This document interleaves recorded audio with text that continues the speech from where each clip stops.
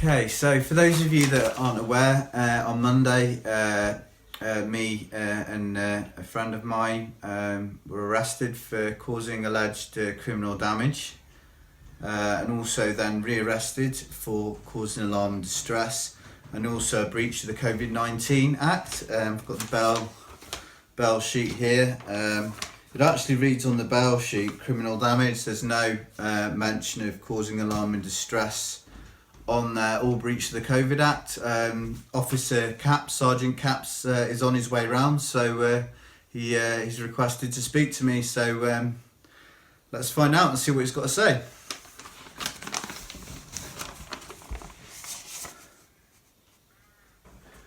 Well, obviously, you guys, if you could just introduce yourselves. What's your name? Capps. Capps and Jess. So I hear that you wanted to speak with me in relation to issues in relation to what happened on Monday, is it? No, it's not that.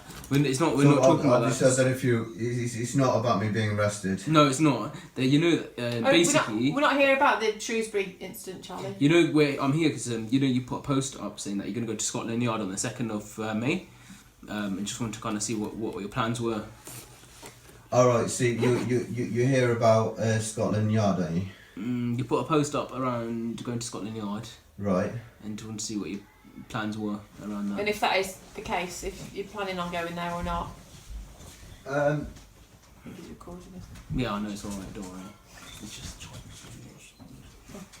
I don't know if you remember, but we already sort of had the discussion that any action that's planned isn't going to be discussed with people who are standing opposed to what we're organising. Obviously anyone that's seeking to prevent the truth from getting out there and to prevent the people from being heard, anyone who's seeking to prevent that from happening, obviously isn't going to be encouraged to continue to destroy what we're already trying to make happen, which we're already coming under fire by not just the police but also members of the public. We've received various threats, and obviously it's in our interest to make sure that we get the word out there without being attacked or demonised by the police, even though we're actually supporting the police in what we're doing in getting the truth out there. And we do feel demonised by the police, really. I mean, in terms of the way that we've been treated.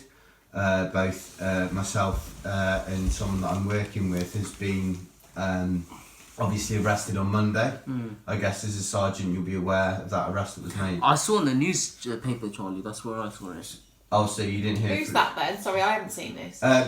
Me and somebody that I work with, we were arrested on Monday. At Shrewsbury? Yeah, for protesting. Sorry, I was aware there were two of you. Yeah. Sorry, so you were aware of it then, yeah. I was aware there was two of you arrested. Right, I don't know who it is though. So obviously I was arrested on Monday. It was in the newspaper, wasn't it? It was for protesting. Well, I would have thought that you would have heard it first through obviously your colleagues who arrested us on 3 charges. I don't work Shrewsbury, Charlie, so I don't have that obviously contact. you share information, don't you, as the police? It's in your interest to share information. So I've got the bail sheet here with me, which actually reads criminal damage. Now we've actually been accused of causing alarm and distress. We've also been arrested for breaking the COVID Act. Now the officers in question, obviously not yourselves, arrested us at around 6 o'clock, but only arrested us for criminal damage, even though there was no criminal damage and there's no evidence of any criminal damage. That's what we were arrested for. Was it on suspicion of criminal damage? Yes, it was. That's also what was printed in the paper, which you also know, I guess, if you've read the paper. And then we were arrested in the interview room at 4:30 in the morning. We were re-arrested. Further arrested on causing alarm and distress and breach of the COVID Act. So I'd just like to know, really, obviously being police officers yourself, why we've been arrested for these offences and what the likely outcome is based on your experience of police officers, and whether you feel that the arrest were made were justified. But we can't comment on that. We're not the investigating officers. Did you have a solicitor? You need to contact them, really. Well, I understand that the reason you're being here is because of contravention of the COVID Act.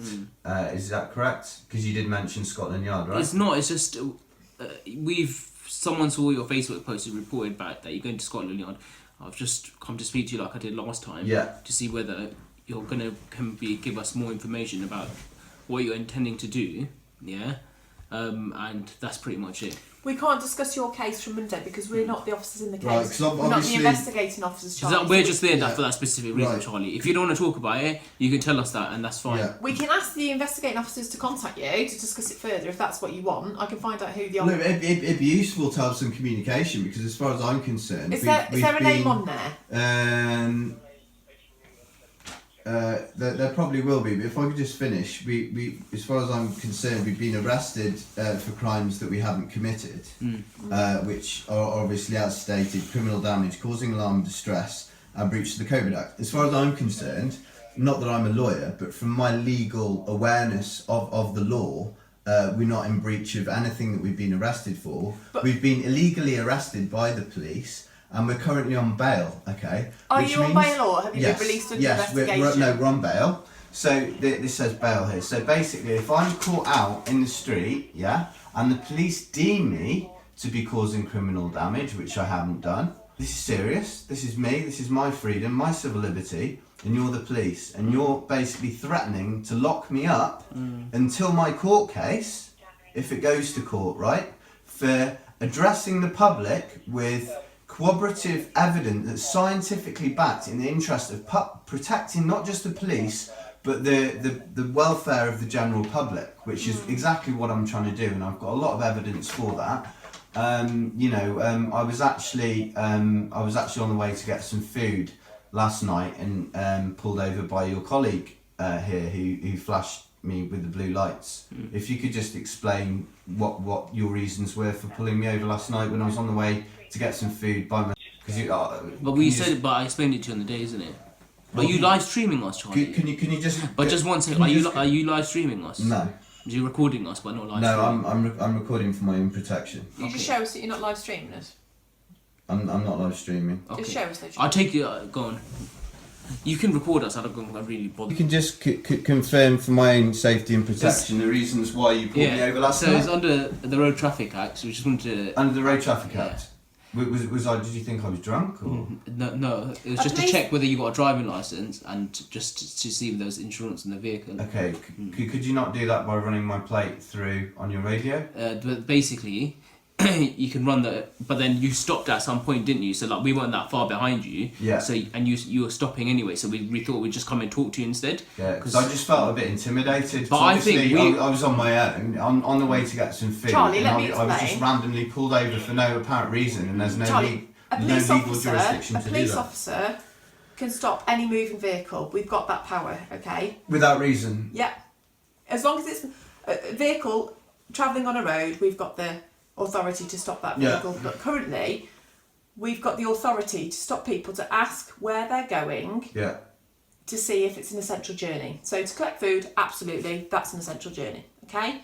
But to visit your mate who you've not seen for a while, to socialise, not essential. So it's all around the COVID grounds as well at the moment, why we can stop vehicles to ask people where they're going. Okay, well I would draw a line under that actually and just sort of stipulate how important social care is and social welfare, and actually going to visit a friend if they're at risk of harming themselves, harming other people, would be in the interests of urgency and necessity to tend to that person's social... You were going to get food, Charlie, so don't worry about that. I'm giving you an example. To tend to that person's social requirements, which is what, from what you're saying, sounds like you're not advocating... Oh no, there's a number of reasons. There's a number of reasons. There are a number of reasons. Oh yeah, it's all out there on it's all out there on the internet. It is, isn't it? Yeah, because I've actually read it myself. And what I've read myself is that the legislation only applies to people that are in groups of 2 and above. In terms of the legislation, I could get it. In terms of socialising, do you mean? No, in terms of doing anything by law, the legislation I've seen only applies to people who are in a group of more than 2 people. Okay, so from what I'm gathering is that you're actually misrepresenting what the legislation says. No, I don't understand what you're saying. The legislation states, where applicable, you have to have a medicinal or necessary reason, such as caring for somebody to be out if you're in a group of more than 2 people. That's what I read from the legislation. So if you're in a group that's less than 2 people, e.g. 1 or 2, you do not need a reason to be out in public. No, your reason for being out in public, there needs to be a necessity. So you could be doing your daily exercise. That's absolutely fine. Yeah. You'd be going to the shop to get some essentials, your food, medication, everything fine. If you've got an elderly relative who can't collect their medication, you can pop out and get that medication and take that to them for their welfare, or your friend or whoever you're referring to. Yeah. There's loads of different reasons why you can be out and about legitimately at the moment. But loads of reasons. from what I gather, that's, as I say, only applicable to more than groups of more than 2 people. No, It's everybody. Singular. It is everyone. You've got to have a reason to be out. Yeah. At the moment, Okay. Well, basically. we can get barristers that specialise in the COVID law who will be able to go through that law and confirm it. You know, because the world is watching. You know, and a lot of people are getting very angry about the way they're being treated by the police.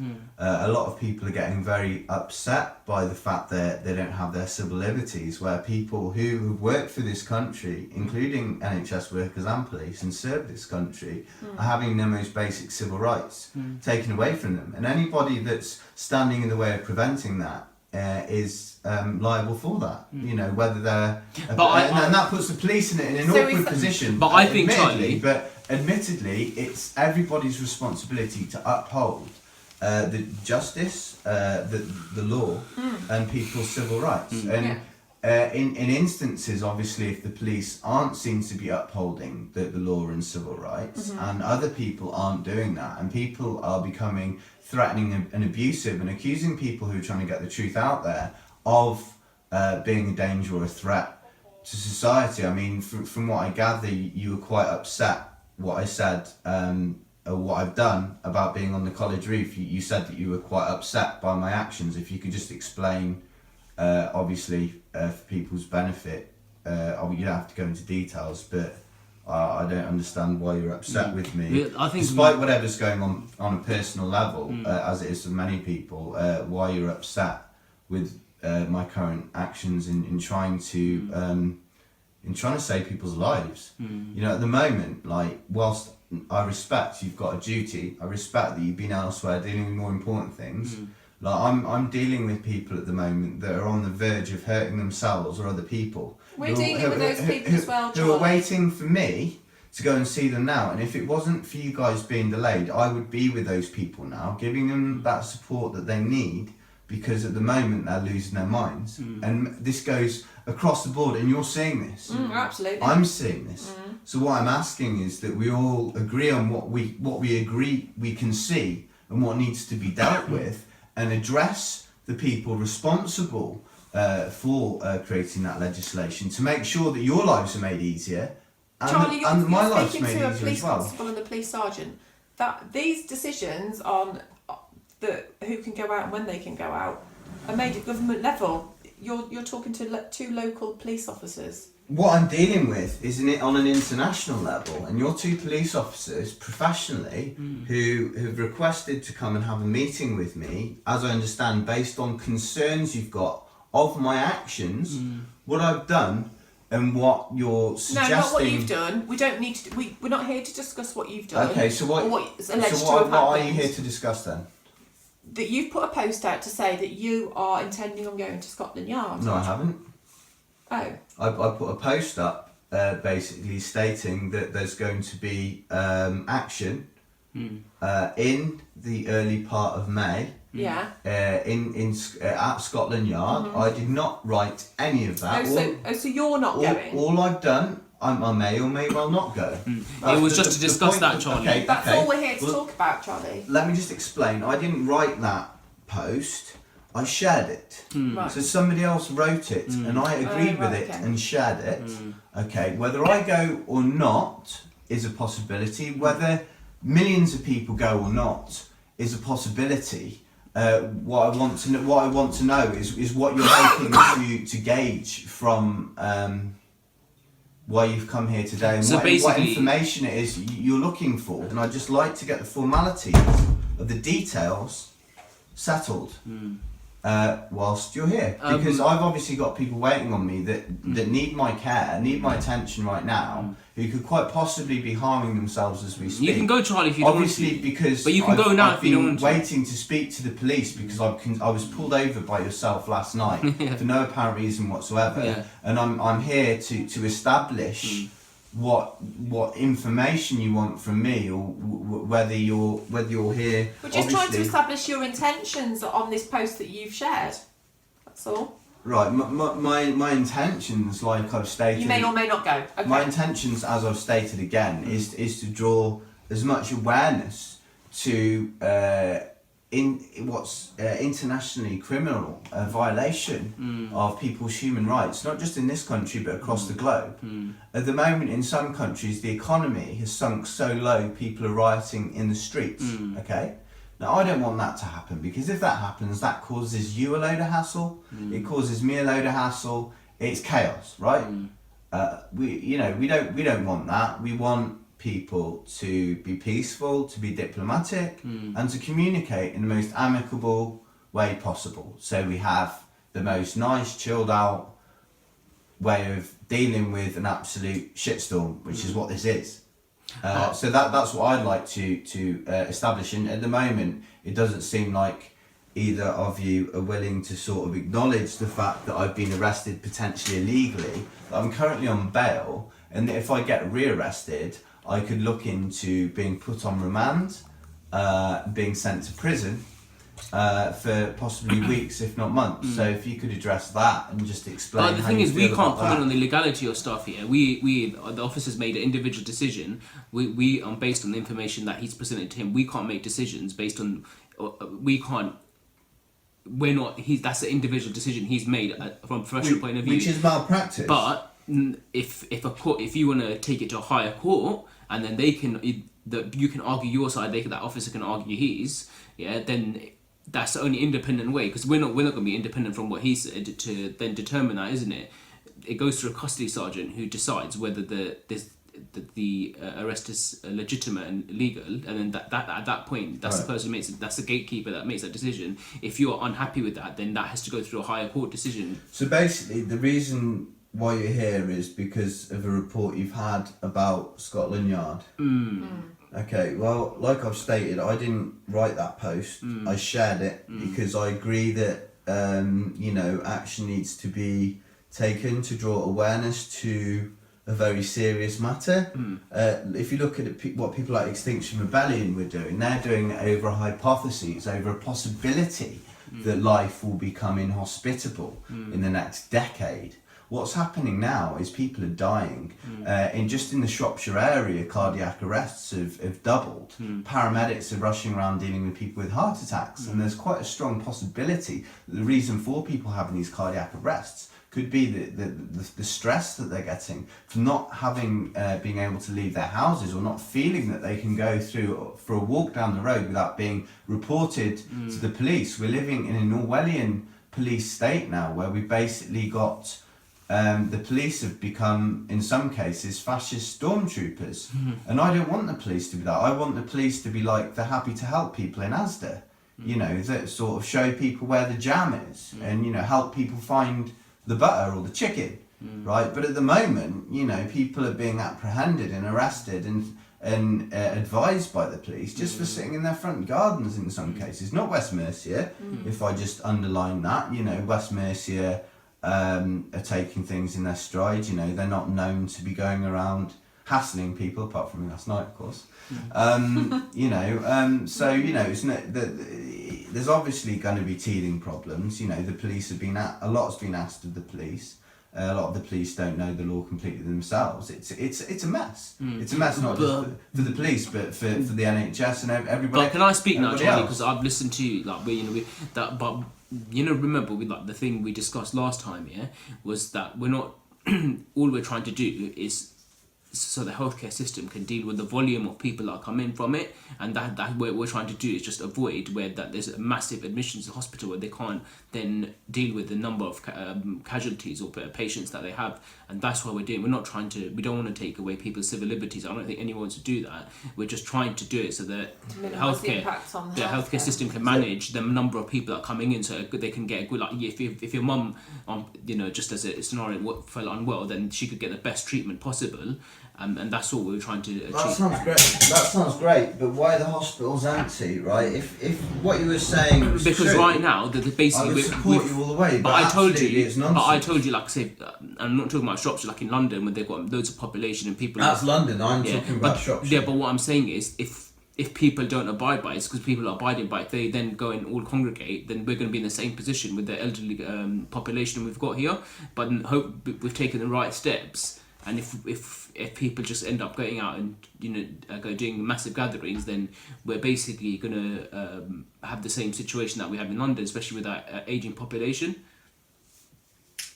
Well, basically, in terms of that's the reason. Our reason. Okay, in terms of the epidemiological studies that have been done by world-leading experts in the field, who obviously have dedicated years of their lives to specifically studying viruses, who categorically state that herd immunity is the best policy in terms of this becoming immune. But we were saying, I agree with you. That's why I'm not saying that you're against that. But what I'm saying is, if there's obviously going to be those more vulnerable people, and I'm not saying that we're all going to get it. I agree with you. Yeah, we're all going to get it at some point. But what I'm saying is, those vulnerable people that are going to have massive side effects from it, we're trying to do is avoid them from dying, and they can get the treatment. Our hospitals can handle that. So I'm saying, we're all going to get it at some point, and we all need to become immune to it. But then there's going to be chunks of the population that deserve to live. It's their fundamental human right that we take steps to help them recover. That we have to take positive steps. Absolutely, completely. What I'm saying is, then if we're a hospital ICU intensive care unit can handle 20 people. If they get 300 people, then there's going to be that 300 people can't get a good level of care. So that's what I'm saying. Yeah, that would all be very well if those numbers were true, but actually they're not. They're false, and it's a lie, and the police are being lied to, and that's an issue that I can't deal with. But then, if we take an example like a city, you mentioned London. Let's look at Birmingham, a high density population where there's a high proportion and likelihood in that instance of the disease being spread. In that instance, you would have thought that even with the necessary measures in place, there would still be at least something to show for it, some meat to the bone. Okay, let's look at NHS Nightingale in Birmingham. How many people are there? The last reports that I've seen said that we've got this massive field hospital that's been built at the National Exhibition Centre, and there's no COVID patients there.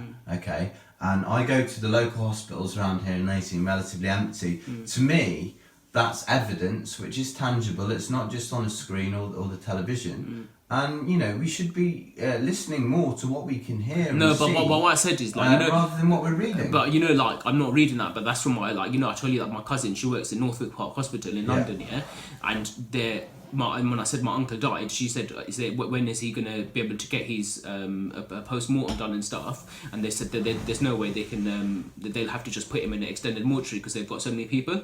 Yeah, and so that I'm telling you, that's not from just me just hearing stuff. That is actually what's happening. That they wouldn't delay stuff like that for no reason. They have to build extended mortuaries because they can't handle the amount of bodies there are. So it's not just from hearing it. It's from there may well be a different situation in London. Okay, I don't know about that as much because obviously you know more about it than I do. I study around this area and what I feel is relevant to people in this area. It will happen here. That's what I'm saying. The problem is that many of the death certificates I think are fraudulent.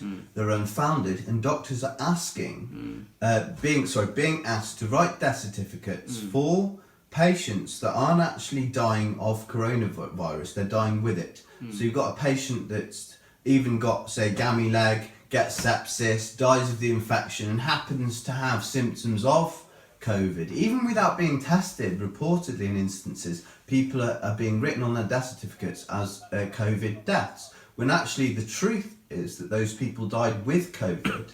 And not of it. And we're seeing that in many different instances where figures are being inflated, blown out of proportion, and that in itself is terrorising people mentally. It's making people scared. It's making people irrational. And that in itself is potentially very damaging by inflating these figures and misrepresenting what's actually happening. And that is unfortunately what I think is happening at the moment. I've got evidence for that, and that's some of the evidence obviously that I'm presenting.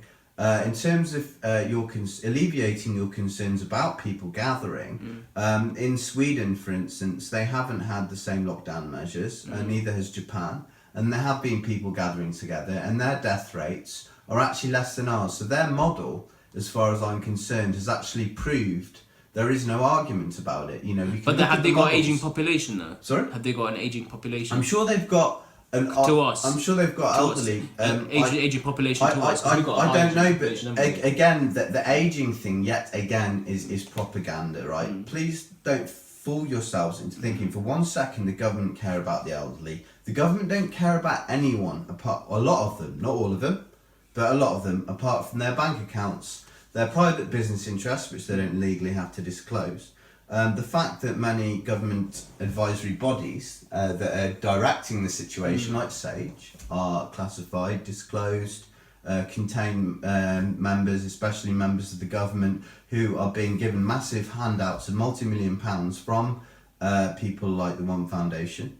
These people are receiving massive amounts of money in their back pockets to administer a directive to people like the police based not on the interests of the elderly or anyone else for that matter, but solely for the interests of money. And that is obviously yet again immoral and a violation on the public interests of the people of this country, and it's something that we all have to deal with together, because I'm not going to be able to handle it on my own, and nor is anybody else. But that's my greatest concern. We're saying the public health issue comes first and foremost, isn't it? So whether the government cares legitimately about the elderly people, I don't know about that. But what I'm saying is they're taking the advice coming from a lot of medical people saying the elderly population is going to be vulnerable because they normally have pre-existing conditions and stuff like that, which makes them more vulnerable. Absolutely. And I'm not telling those people to get out on the street and wave a banner around, okay? If people are vulnerable in whichever way to what's perceived to be the threat of coronavirus, then stay in. If there's a load of people out on the street, don't go out, stay in. It's a few hours. It's not every day. It's underlining a greater message that's impacting not just this country but the world as a whole. And that is extremely important. I wouldn't suggest that the risk or issue of people having a protest is anything in comparison to the grave danger that everyone's in already, and that the economic repercussions that we're looking at for potentially more than a decade after the virus has blown over. Charlie, do you mind if I just want a cup of tea as well, if that's all right? We can. Well, if we can just finish this conversation. It might go for a long time, isn't it? That's the thing. If we can just wrap it up then. Okay. So what is there anything else that I can do to alleviate your concerns about people protesting? No, I think, Charlie, like we've discussed, you obviously you said you've got your evidence. You didn't and your write reasons. it, you just shared it. Yeah, you've got your reasons that you wanna your views, and we're not going to change that, are we? So and you're not going to change ours. There's nothing as police officers, as a senior police officer. I'm not a senior. I'm a sergeant. So I'm a supervisor. Sergeant. Okay, as a supervisor, there's nothing you're in the position to do then to obviously address.